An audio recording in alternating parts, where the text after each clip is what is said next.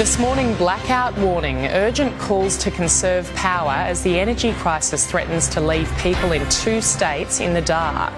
A nervous ride for investors, why the stock market is set to take a tumble this morning. The push for a cash boost, states call for a bigger investment in public hospitals. A pilot's lucky escape after his plane goes down north of Brisbane. And could the former treasurer become the AFL's next CEO? This is 7 News with Jodie Speers. Good morning. People in New South Wales and Queensland are being warned of possible blackouts over the coming hours and days as the country's energy crisis deepens. The Sunshine State narrowly avoided widespread power outages last night, the national energy regulator taking the extraordinary step of capping wholesale prices. Energy suppliers are battling to keep up with demand, with cold weather, soaring costs and planned maintenance being blamed for turmoil on the national grid. Investors are bracing for a hit when the share market opens this morning. US inflation figures are soaring and they're predicted to go even higher, triggering more financial pain at home. Latest numbers show the ASX 200 is likely to open down around 3% amid fears of a looming global recession. Australia's states and territories will present a united front at Anthony Albanese's first National Cabinet meeting this week to ask for a major cash boost for public hospitals. Political reporter Taylor Aiken is in Canberra with the details. Good morning, Taylor. How much are they asking for?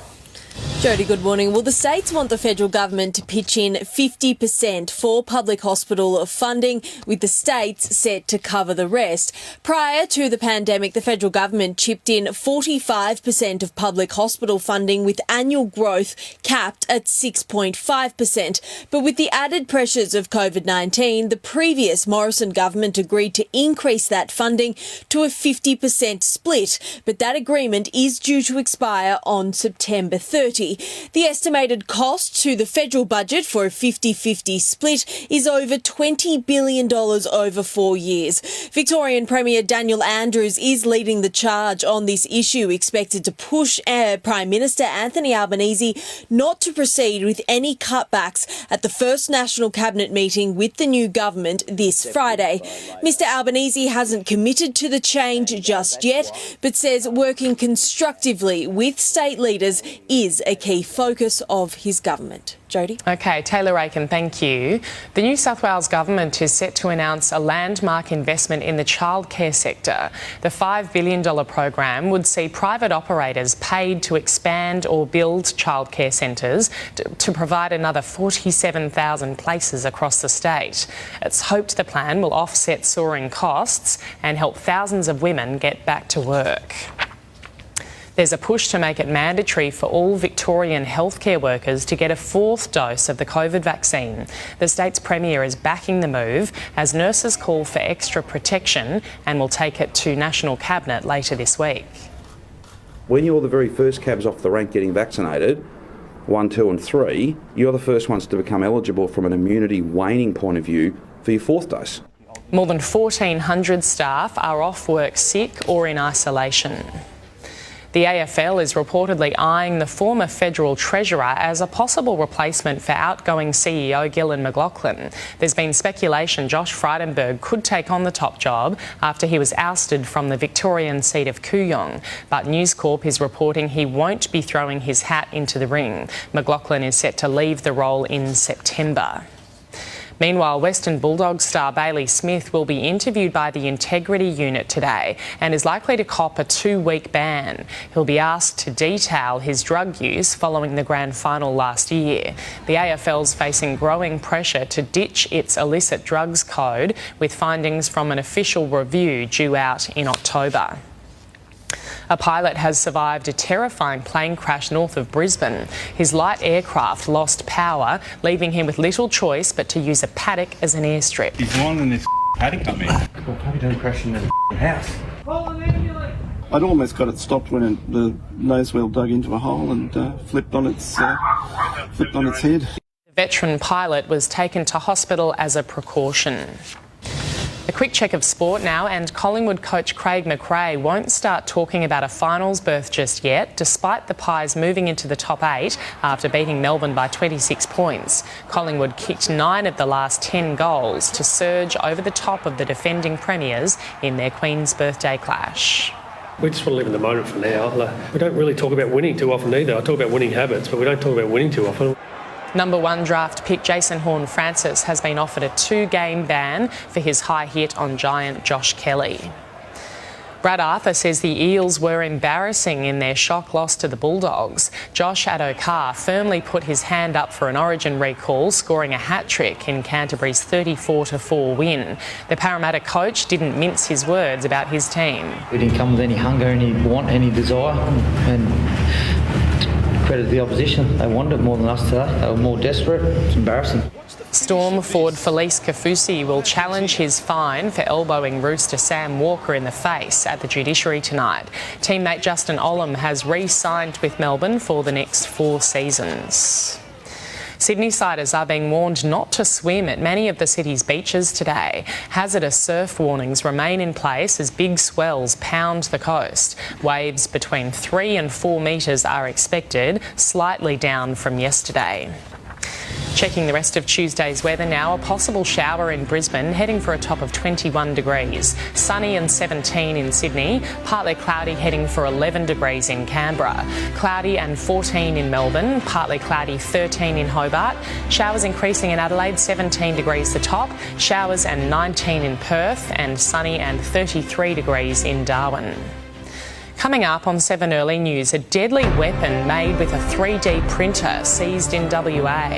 How helping with the housework can give your toddler a brain power boost. And celebrities take the plunge for a good cause. These are the stories we're following on 7 Early News. Queensland and New South Wales residents are being warned of possible blackouts as the country's energy crisis deepens. Investors are bracing for a hit when the share market opens as US inflation figures soar. A pilot has survived a terrifying plane crash north of Brisbane. And states and territories will call on the Prime Minister to invest in public health care at the first National Cabinet meeting. Disgraced actor Robert Hughes is due to be released from prison today. The New South Wales Parole Authority ordered the former Hey Dad star be let out on parole no later than June 14. Once that happens, the convicted child sex offender is expected to be transferred to an immigration detention centre. He will then be deported to the UK after renouncing his Australian citizenship. A series of previously unseen photos from Guantanamo Bay have now been made public, including one of South Australian man David Hicks. This is him being led off a cargo plane on the first day of prison operations in blacked-out goggles, earmuffs and handcuffs. He had to wear a mask because military staff suspected some detainees had tuberculosis. Photos of the first Guantanamo prisoners were obtained by the New York Times under Freedom of Information laws. There's promising new research that will give parents something to smile about. A study by Melbourne's La Trobe University has found children who help out around the home are more likely to be successful later in life. Children and chores don't often go hand in hand, but new research has found helping around the house can put kids on a path to success. So these complicated tasks seem to be better at improving executive functions than really simple tasks. The parents of more than 200 children were asked to complete a questionnaire, revealing those who rated higher for memory, problem solving and general cognitive function completed some form of housework. Outcomes were even better for those who helped outdoors. Any activities that sort of get you outside and doing physical activity have been shown to improve your brain health. Benefiting children as young as 5. You're getting a lot of brain growth at that time. So you want to create the pathways neurologically when they're most ready to learn. Researchers say children who develop working memory, time management and organisational skills earlier than their peers are more likely to become high achievers once they finish school. Children who have better executive functions, particularly inhibition, so again being able to think before you act, do have these much better improved later outcomes, so financial status, better health. Some kids agree. They're getting us ready for when we're older so we can be independent. Ellie Wicks, 7 News. An 18-year-old West Australian boy has been charged after allegedly creating a semi-automatic assault rifle with a 3D printer. The gun seized by police can fire 15 bullets with just one pull of the trigger. It's the first to be discovered in the state, and a task force has been established to determine if there are more. Aussie celebrities taking part in the Big Freeze have helped raise more than $6 million to fight motor neurone disease. Dressing up in costume, they plunged into ice one by one as thousands of fans watched on. Tennis champion Ash Barty and cricket legend Justin Langer were among those giving it a go. Checking finance now, the Dow Jones is trading down this morning. The Nasdaq is also lower. In London, the FTSE fell and Germany's DAX lost. Closer to home, Japan's Nikkei closed lower. Hong Kong's Hang Seng fell. Our own share markets were closed because of the public holiday, but are expected to take a hit today. On the commodities market, gold is trading at $1,830 an ounce. Oil is $120 a barrel. The Aussie dollar is buying 69.46 US cents, 93 Japanese yen and $1.10 New Zealand. Still to come on 7 Early News, Amber Heard speaks out after her defamation trial loss. We're live to the US next. Fire destroys a recycling plant in the UK, and Prince Andrew's royal comeback dealt a blow.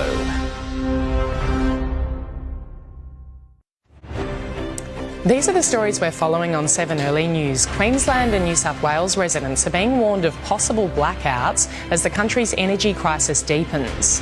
Investors are bracing for a hit when the share market opens as US inflation figures soar. A pilot has survived a terrifying plane crash north of Brisbane. And states and territories will call on the Prime Minister to invest in public health care at the first National Cabinet meeting.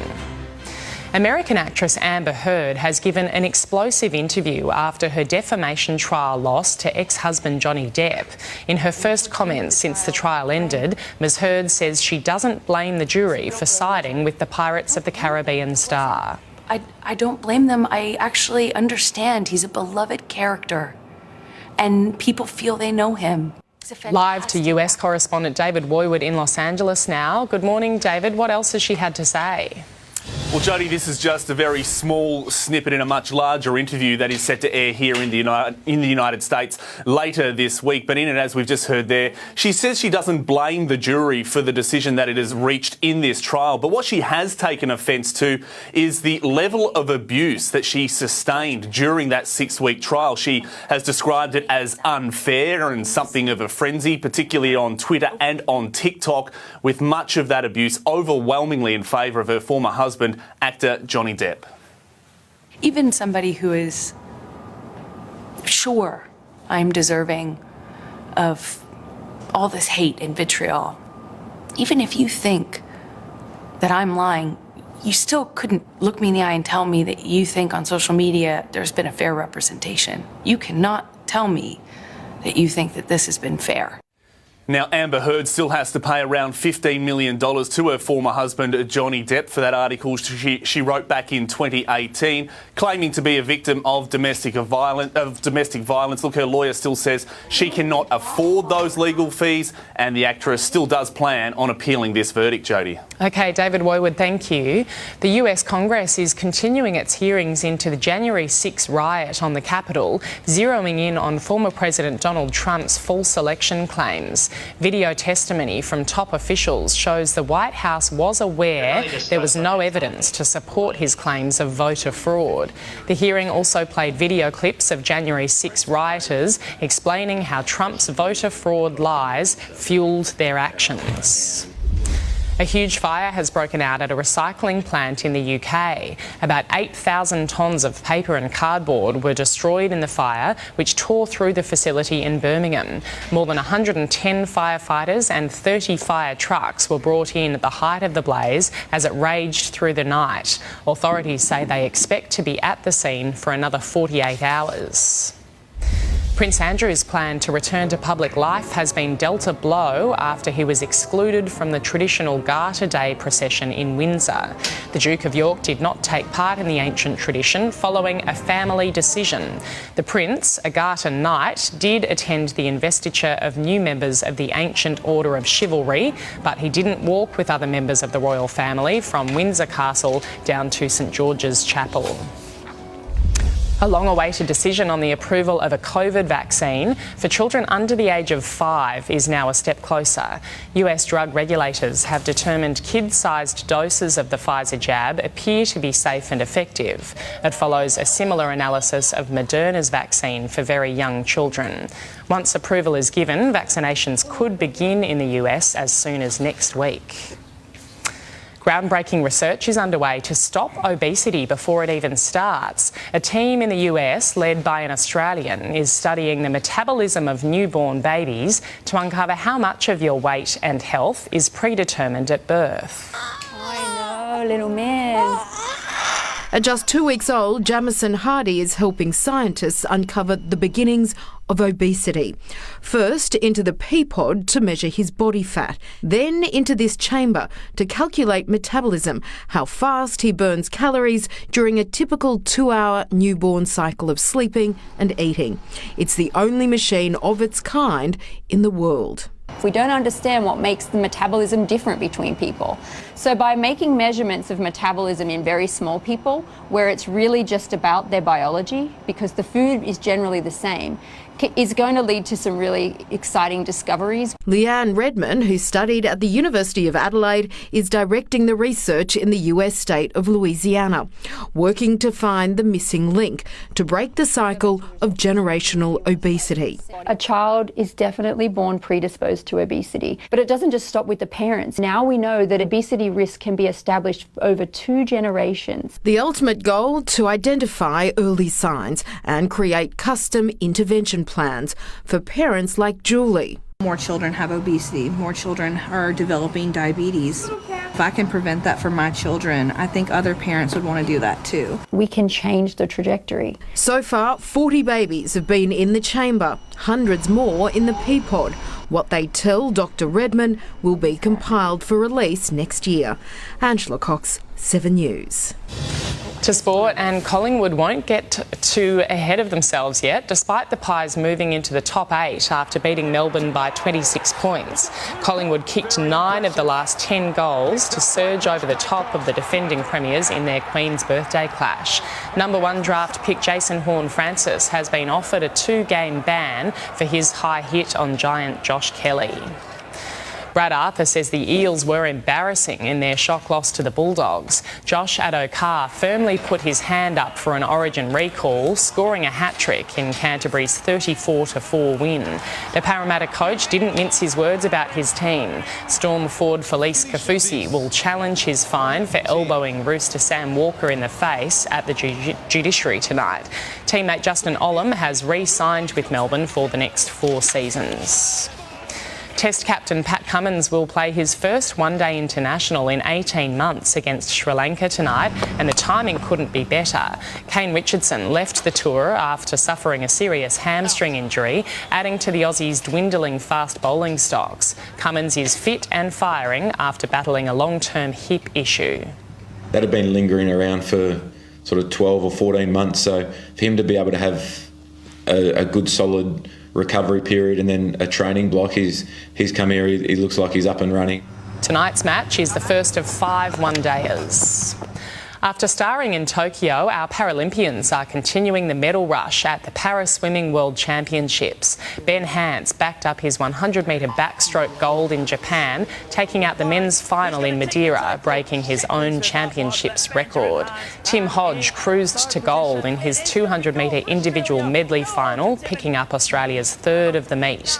Cole Pearce took out silver in the men's 200-metre individual medley in his category, while Jasmine Greenwood won her second bronze of the meet in the 200-metre individual medley.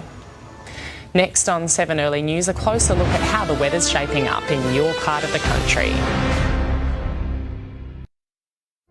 The Wiggles have made a surprise appearance at a Melbourne rap show. They joined 18-year-old music sensation The Kid Laroi on stage. Rap fans were also treated to Wiggles' classics fruit salad and hot potato. Taking a look at the weather around the country now, a low and a trough will trigger showers over southern South Australia, western Victoria and Tasmania. Onshore winds will drive showers over northern parts of the New South Wales coast, southern and northern Queensland and southwest WA. A trough will bring a few showers to WA. High pressure will keep elsewhere dry.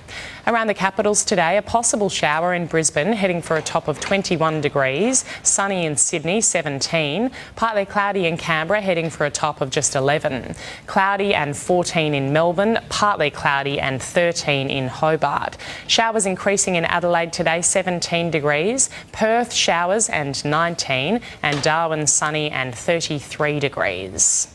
And that's 7 Early News for this Tuesday. I'm Jodie Speers. Now it's time for some.